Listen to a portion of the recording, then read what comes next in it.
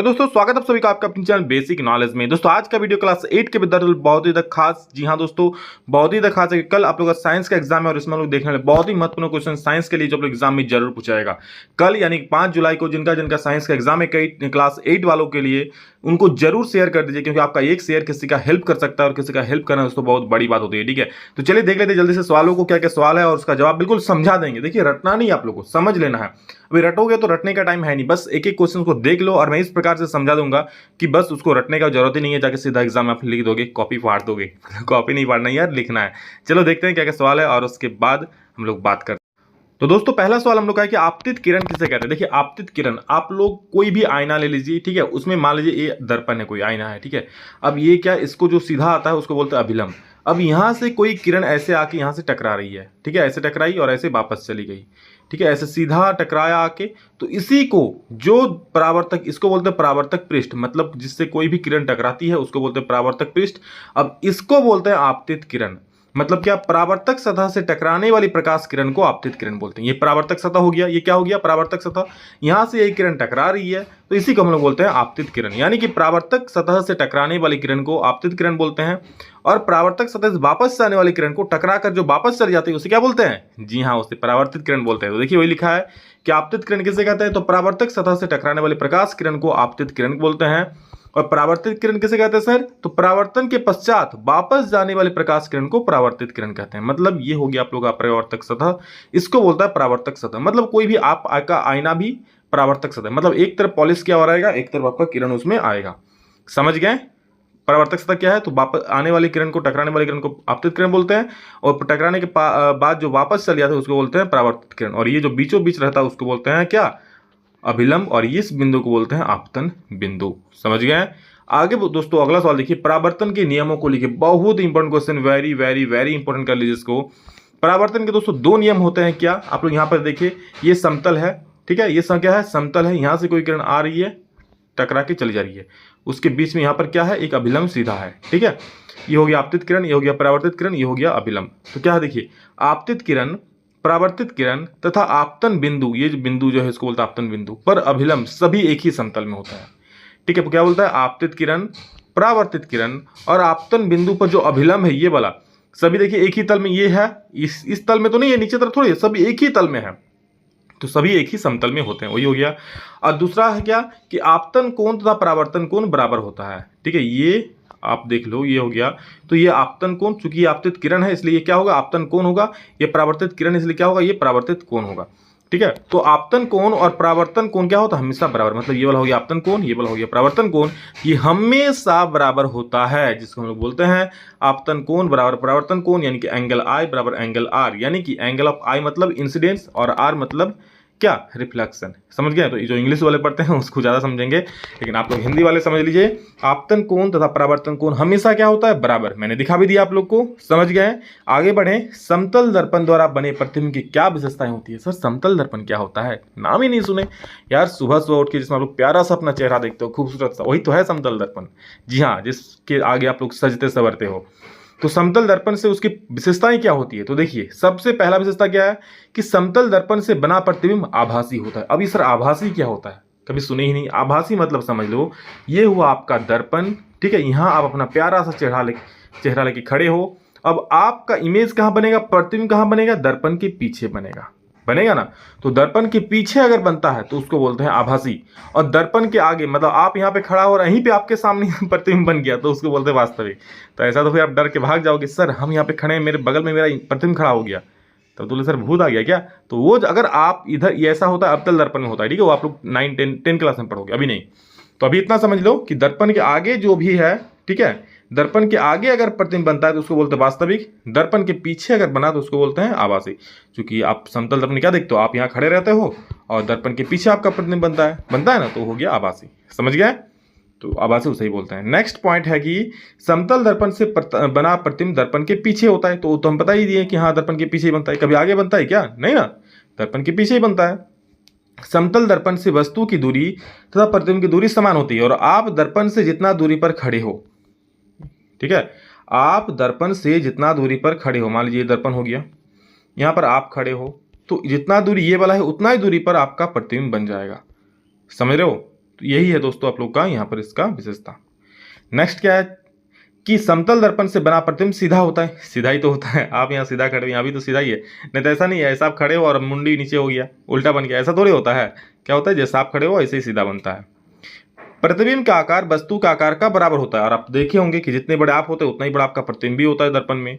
और है समतल दर्पण से बना प्रतिबिंब पार्श्विक होता है। सर पार्श्विक मतलब क्या होता है, समझ लो ध्यान से, बहुत कम आएगा।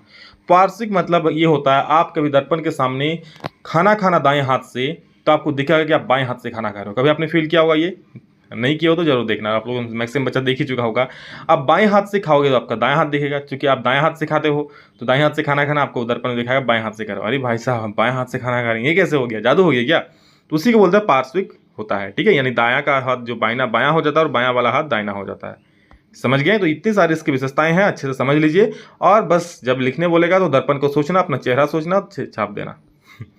उन किरणों की, सॉरी यहाँ पर किरणों नहीं कारण होगा, ठीक है। उन कारणों की व्याख्या करें जिनसे अम्ल वर्षा होती है। अम्ल वर्षा क्यों होती है? अम्ल वर्षा मतलब क्या? तो देखो, वायु प्रदूषण के कारण वायु प्रदूषित होती है। क्यों? क्योंकि फैक्ट्रियों से बहुत सारे धुआं निकलती हैं। कैसे कैसे धुआं निकलती है? सल्फर, नाइट्रोजन ऑक्साइड, ये सारा चीज निकलता है।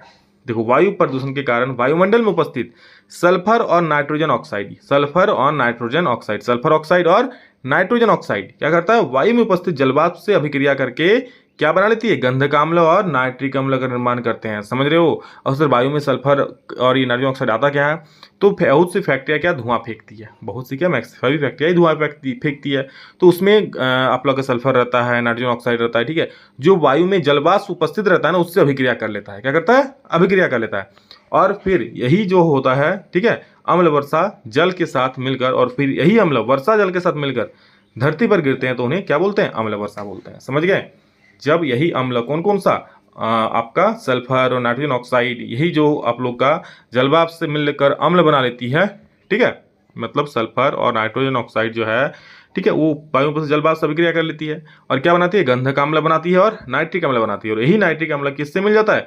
अम्ल वर्षा, मतलब जब वर्षा जल होती है, बरसात होती है, उसके साथ मिलता है और पृथ्वी पर गिर जाता है, जिसे हम लोग क्या बोलते हैं? अम्ल वर्षा। ठीक है, ये बहुत खतरनाक होता है, जो पेड़ पौधों को नष्ट कर देता है। अगर आपके त्वचा पर गिरे तो भी उसकी स्किन को डैमेज पहुंचाती है। जल प्रदूषण को कम करने के उपायों को लिखिए। तो देखिए, जल प्रदूषण कम किससे होता है? निम्नलिखित उपाय है। क्या क्या? घरों में बचा या खराब हुआ तेल, घी, ग्रीस नालियों में नहीं बहना चाहिए। घर में मान लीजिए कोई तेल खराब हो गया तो उसे नालियों में नहीं बहना चाहिए, क्योंकि तो वो कभी भी आपका डिकम्पोज नहीं हो पाएगा। तेल जैसा वैसे ही रहेगा, ठीक है, वो बाकी और चीज़ों को खराब कर देगा। नदी, नालों, तालाबों, कुओं की नियमित सफाई करनी चाहिए। बहुत जरूरी है कि नियमित सफाई होगा तो गंदगी कम होगी। खेती में रासायनिक उर्वरक, जैसे आप लोग यूरिया, डीएपी का यूज करते हो। पिड़कनाशी, खरपतवारनाशी। पिड़कनाशी मतलब क्या? जो कीट पतंग को मारने के लिए कुछ दवाएं आ गई है। खरपतवारनाशी मतलब घास फूस को मारने के लिए कुछ दवाएं आ गई, उसका उपयोग कर दोगे आप, ठीक है, तो वो जमीन पर गिरेगा। ठीक है, वो जमीन पर गिरेगा तो फिर बारिश होगी, तो फिर वो बारिश में धुला के तालाब में चल जाएगा, जोड़िया में चल जाएगा, तो पानी को क्या करेगा? दूषित करेगा। अगला क्या है? नालों का पानी नदी में गिराने से पहले उनका उपचार क्या है? सर उपचार कैसे करेंगे? डॉक्टर को दिखाएंगे क्या? मतलब बस जो गंदगी है, वो गंदगी को हटा करके आप नालों को, पानी को नदियों में भेज दो, कोई दिक्कत नहीं है। वायु प्रदूषण को कम करने के लिए क्या क्या उपाय अपनाएंगे? तो देखो, वायु प्रदूषण करने के लिए निम्नलिखित उपाय अपना सकते हो। क्या? सबसे पहला, घरेलू ईंधन के रूप में जो कोयला का उपयोग करते हो, लकड़ी का उपयोग करते हो, उसको कम से कम कर देना चाहिए। क्यों? क्योंकि उसमें बहुत कार्बन मोनोऑक्साइड निकलता है, खतरनाक गैसें निकलती है। और इसलिए ना मोदी चाचा ने क्या दिया, सबको घर में एलपीजी गैस दे दिया। और अब सिलेंडर का दाम इतना बढ़ा दिया है, ठीक है, कि अब फिर से सभी लोग वही लकड़ी पे आ गए हैं। तो इसके जगह पे क्या उपयोग करना चाहिए? गोबर गैस करना चाहिए, या फिर एलपीजी गैस जो मोदी साहब ने दिया था आप लोग का प्यारा एलपीजी, लिक्विड पेट्रोलियम गैस, उसका प्रयोग कर सकते हो। स्वचालित वाहनों में शीशा रहित तथा सल्फर रहित पेट्रोल का उपयोग करना चाहिए। स्वचालित वाहन मतलब जिससे आप लोग चलाते हो उसमें शीशा रहित मतलब शीशा नहीं होना चाहिए, तो या फिर सल्फर नहीं होना चाहिए। समझ रहे हो? ये सब होने से फिर ज़्यादा वायु को प्रदूषण फैलाता है। साइकिल, ई रिक्शा का उपयोग करना बढ़ाना चाहिए। अब बाइक का उपयोग, गाड़ी का उपयोग नहीं करना चाहिए। साइकिल चलाओ, या फिर ई रिक्शा जो अभी सुने, और टोटो जो आप लोग का इलेक्ट्रिक से चलता है, इलेक्ट्रिक व्हीकल जिसको बोल सकते हो, ई रिक्शा मतलब, ठीक है। आपको टोटो तो देखे होंगे ना, अभी घर घर में टोटो हो गया, मतलब घर घर में नहीं, अब टोटो अभी आजकल लोकल में भी चल रहा है, तो उसी को बोलता है ई रिक्शा। उससे धुआं निकलता है? नहीं निकलता है, क्योंकि वो इलेक्ट्रिक व्हीकल है, इलेक्ट्रिकल गाड़ी है ना, तो उसका उपयोग करने से वायु प्रदूषण नहीं होगा। कल कारखानों को आबादी से दूर स्थापित किया जाना चाहिए। और कल कारखाने क्या, अगर कहीं जनसंख्या ज़्यादा है तो वहाँ नहीं करना चाहिए, साफ खाली इलाका में करना चाहिए, वहाँ कोई लोग ना रहे। अगर थोड़ा बहुत प्रदूषण हो तो लोगों को दिक्कत ना हो। पटाखों का बहिष्कार करें, जब पटाखा फोड़ोगे तो उससे भी धुआं निकलती है, ठीक है, उससे वायु प्रदूषण होता है। अगला सवाल है वनोन्मूलन से वर्षा दर किस प्रकार कम हुई है, समझे। सबसे पहले समझ लो वनोन्मूलन के मतलब क्या होता है। तो वनोन्मूलन मतलब वनों का काटना, पेड़ पौधों को काटना। देखो पेड़ पौधे वर्षा के सहायक होते हैं, मतलब पेड़ पौधे ही वर्षा के कारण है, पेड़ पौधे रहेंगे तभी बरसात होगी, ठीक है।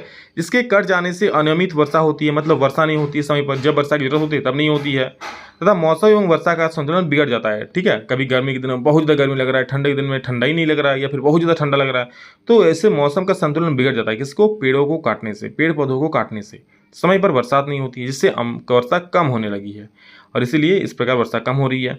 और पेड़ों को काटे जाने से ही उचित वर्षा नहीं होती, पेड़ों को आप काटिएगा तो उचित वर्षा कभी भी नहीं होगा। इसलिए पेड़ों को काट रहे हो तो उसके जगह नए पेड़ लगाओ। सबसे पहले तो काटो ही नहीं, अगर किसी बाई चांस काटो तो नए पेड़ लगाओ। देखो कुछ आदिवासी वन पर निर्भर करते हैं, कैसे? तो कुछ आदिवासी वन पर निर्भर करते हैं, वे खाद्य पदार्थ से लेकर के सभी प्रकार की औषधि तथा बहुत सारी चीजें जंगल से ही प्राप्त करती है। जो आदिवासी है दोस्तों वो वन से कैसे संबंधित है, वो सभी अपने खाद्य से लेकर, खाद्य के रूप में क्या, वनों से जो भी प्राप्त होता है उन्हें खाना का चीज़, ठीक है, जो भी मिलता है उसको लेकर के, उससे लेकर औषधि तब बहुत सारी चीज़ें वो किससे प्राप्त करते हैं? जंगल से ही प्राप्त करती हैं, और इसीलिए इस प्रकार आदिवासी जंगल से निर्भर रहते हैं। समझ गए? तो ये था दोस्तों आप लोग का क्लास 8 का साइंस का कुछ महत्वपूर्ण क्वेश्चंस। और वीडियो चाहते हैं तो क्या एक काम करो, ज़्यादा से ज़्यादा सभी दोस्तों को शेयर करो ताकि सभी को इसके बारे में पता चले, और नेक्स्ट वीडियो जल्द आप लोग आ जाएगा दोस्तों। बस पढ़िए और एग्जाम में धमाका मचाइए। चलो, सो लव यू ऑल, मेरी सारी शुभकामनाएं आप सभी के साथ है। बहुत अच्छा से एग्जाम दो, बस पढ़ लो जितना पढ़ा रहे हैं। अभी के लिए इतना ही दोस्तों, फिर मिलेंगे नेक्स्ट वीडियो में जल्द ही, तब तक जय हिंद, वंदे मातरम।